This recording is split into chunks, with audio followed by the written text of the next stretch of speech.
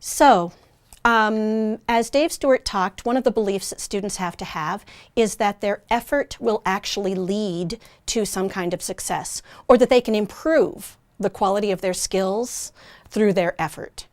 And I'm going to talk a little bit about effort through the lens of achievement, the achievement part of PERMA and the accomplishment part of PERMA, and provide you with some absolutely fantastic new resources that I think are going to help you be able to teach your students how to be more effective learners and how to make the most effective utilization of their effort. So if they're going to put forward effort, it's really important that it not be that they're not putting forth effort and simultaneously doing the wrong thing or doing an inefficient or ineffective kind of practice.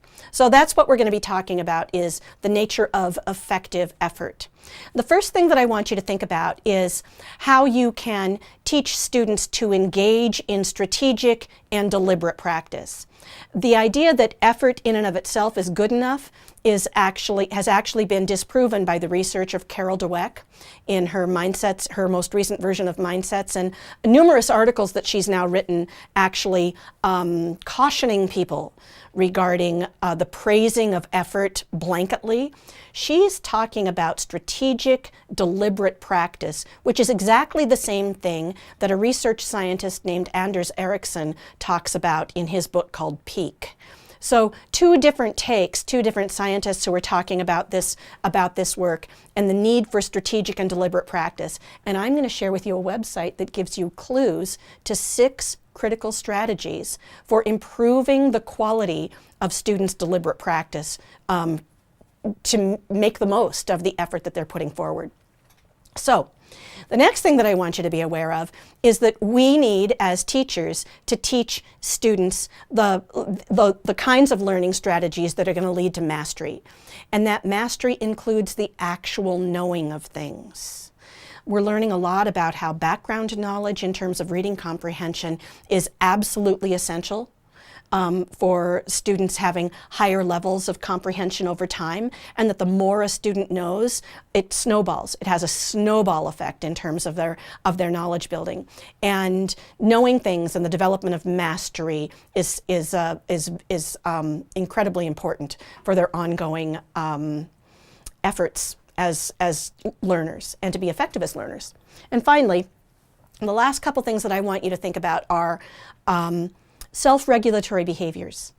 Teaching self-regulation and building students' stamina to stay the course doing tough, hard work, that becomes a super important part of this efforting process as well.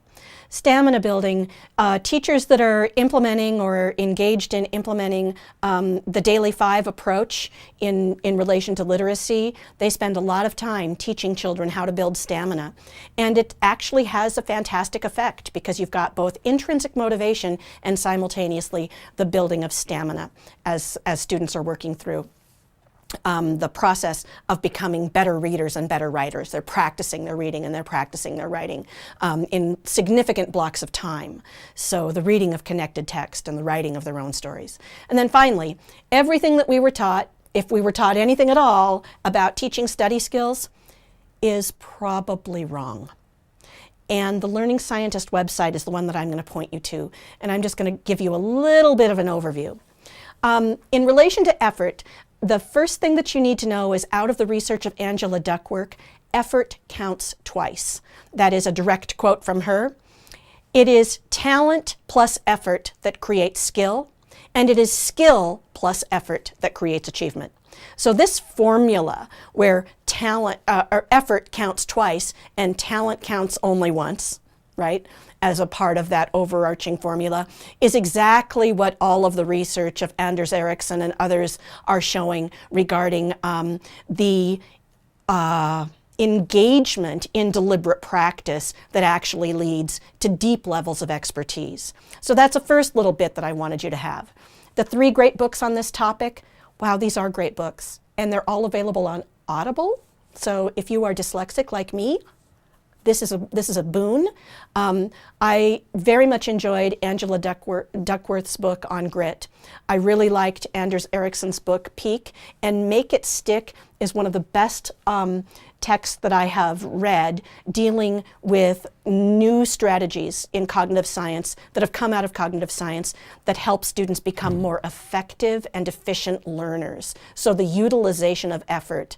So Anders Ericsson is going to talk a lot about deliberate practice, the importance of deliberate practice and extended deliberate practice. Duckworth talks about perseverance, and Make It Stick talks about key cognitive strategies that enhance or make, that optimize learning. Well, look, that optimize learning. So there are 6 strategies that I'm going to encourage you to examine, but you can see there's a plethora of others, and a few of these come directly from me and no one else. I use something I call sets of knowns, which is a kind of model for learning, because sometimes there's foundational information that if you have that, you've actually got a cognitive structure for collecting new knowledge about a topic, and if you don't have that, you don't have a cognitive structure, and it makes it more difficult for new information to go into your long-term memory. The little rule of thumb is that the known is a magnet for new knowledge. It attracts new knowledge like a magnet. Absolutely magnetic. And finally, I want you to go to a website in this next practicum segment, if you will, our next interactive segment. I want you to go to the website of thelearningscientist.org, and I will give you the URL, and these are your instructions. When you go to this website, I would like you to partake in, just watch one of the handy videos that have been posted on this website. This is the most authoritative website I know about making your effort more effective. So watch a video about strategies, and then you might consider sharing one of those videos about strategies or directly teaching a strategy to your students in your classroom. You might listen to a single podcast. Think of this like a treasure hunt of a website, so you become really familiar with all of the great knowledge on this site. You might read a single blog post from this website, and then you might download any one of the 6 fantastic one-page posters that you can utilize for teaching this strategy to your students. So there's actual posters that you can post in your classroom, and they've delineated what how to do various kinds of learning strategies like deliberate practice, spacing and interleaving, and actually recall practice, excuse me, not deliberate practice. Another researcher, thank you very much.